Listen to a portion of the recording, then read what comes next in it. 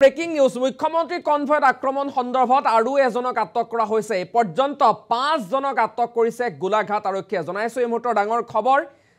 মুখ্যমন্ত্ৰীৰ কনভয়ত আক্ৰমণ সন্দৰ্ভত আৰু এজনক আটক কৰিছে গোলাঘাট আৰক্ষীয়ে আৰু এবাৰ এপিচিচিৰ সম্পাদক পল্লৱ চেতিয়াক আটক কৰিছে হৰুপথাৰ আৰক্ষীয়ে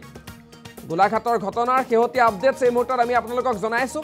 হৰুপথাৰৰ কৈৰি গাঁৱৰ পৰা আটক কৰা হয় এপিচিচিৰ সম্পাদক পল্লৱ চেতিয়াক এই পৰ্যন্ত মুঠ 5 জনক আটক কৰি মাৰাথন জেৰা অব্যাহত ৰাখিছে গোলাঘাট আৰক্ষীয়ে কালিৰ দিনটোত মুখ্যমন্ত্ৰীৰ কনভয়লৈ দলিওৱা হৈছিল কোল্ড ড্ৰিংকছৰ খালী বটল ইয়াৰ পূৰ্বে আটক কৰা হৈছিল এপিচিচিৰ সাধাৰণ সম্পাদক পাৰ্থজ্যোতি বৰাক গোলাঘাট যুৱ কংগ্ৰেছৰো কেবাগৰাকীকো ইতিমধ্যে আসলতে আটক কৰা হৈছিল আমি আজিৰ ফটোগ্ৰাফ আপোনালোকক দেখুৱাম কিদৰে আসলতে হৰুপথাৰৰ পৰা পল্লৱ চেতিয়াক আটক কৰা হৈছে এপিচিচিৰ সম্পাদক পল্লৱ চেতিয়াক আটক কৰিছে গোলাঘাট আৰক্ষীয়ে আৰু কালিৰ দিনটোত এই 4 গৰাকীকৈ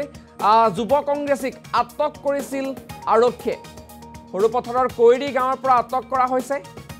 আৰু এই পৰ্যন্ত মুঠ 5 জনক আটক কৰি জেৰা অব্যাহত ৰাখিছে গোলাঘাট আৰক্ষীয়ে এই ঘটনাৰ পাছতে প্ৰতিক্ৰিয়াৰ সৃষ্টি হৈছে পূৰ্বে আটক কৰা হৈছিল এপিচিচিৰ সাধাৰণ সম্পাদক পাৰ্থজ্যোতি বৰাক তাৰ পাছতে যুৱ কংগ্ৰেছৰ সভাপতি ৰূপান্তৰ তাতিকো আটক কৰা হৈছিল আজি কৈৰি গাঁৱৰ পৰা পল্লৱ চেতিয়াক আটক কৰা হৈছে ইয়াৰ পূৰ্বে কৃষ্ণা চুতীয়া আৰু ৰাহুল শইকীয়া নামৰ দুজনকো আটক কৰিছিল আৰক্ষীয়ে আমি আপোনালোকক এই মুহূৰ্তত দুটাকৈ ফটোগ্ৰাফ দেখুৱাব বিচাৰিছো প্ৰথমটো উইণ্ডোত আমি দেখুৱাইছো কালিৰ দিনটোত এই আসলতে 4 জনক আটক কৰা হৈছিল আজিৰ দিনটো নতুনকৈ আৰু এজনক আটক কৰিছে এই লৈ মুঠ 5 জনক আটক কৰি আৰক্ষীয়ে অব্যাহত ৰাখিছে জেৰা চৰকাৰী কাৰ্যসূচীৰে দিনজোৰা কাৰ্যসূচীৰে কালিৰ দিনটোত গোলাঘাটত আছিল মুখ্যমন্ত্ৰী আৰু গোলাঘাটত মুখ্যমন্ত্ৰীৰ কনভয়লৈ লক্ষ্য কৰি এটা কোল্ড ড্ৰিংকছৰ খালী বটল দলিয়াইছিল এই কেজনৰ বিৰুদ্ধে এতিয়া উত্থাপন হৈছে গুৰুতৰ অভিযোগ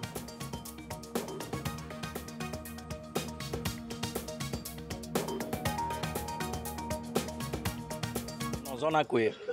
তাৰ আমি দুষ্কৃতিকাৰী বুলি কম যেহেতুকে আমি নাজানো কোনোবাই এটা বটল দলিয়াই বিশেষকৈ CM ডাঙৰীয়াৰ কনভয়লৈ এইটো বৰ দুৰ্ভাগ্যজনক আৰু এইটো আমি ভাৰতীয় জাতীয় কংগ্ৰেছে তীব্ৰ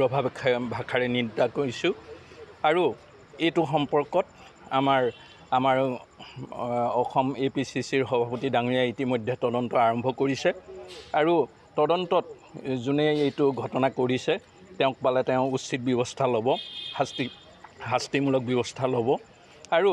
মই ইয়াতে এটা কথাও ক'ব বিচাৰোঁ যিহেতুকে ইতিমধ্যে আমাৰ পুলিচ প্ৰশাসনৰ হাততো ভিজুৱেল গৈছে আৰু তেওঁলোকেও এই ভিজুৱেল চাই যোনে ঘটনাটো কৰিছে তেওঁক অনতিপলমে এৰেষ্ট কৰিবৰ বাবে আমি অনুৰোধ জনাইছোঁ কিন্তু আমি নিৰ্দোষী আমাৰ যিজন গোলাঘাট জিলাৰ ইউথ কংগ্ৰেছৰ সভাপতি ৰূপান্তৰ তাঁতী আৰু জিলাৰ আমাৰ ইউথ কংগ্ৰেছৰ ইনচাৰ্জ পাৰ্থ সাৰথী বৰা আৰু লগতে কৃষ্ণা চুতীয়া আৰু ৰাহুল শইকীয়াক এৰেষ্ট কৰি থৈছে গতিকে তেওঁলোকক বিনা চৰ্তে মুক্তি দিবৰ বাবে আমি অনুৰোধ জনাইছোঁ দাবী জনাইছোঁ আৰু আমি আশা কৰোঁ দুষ্কৃতিকাৰী খুব অনতিপলমে ধৰা পৰিব বা পৰিব লাগে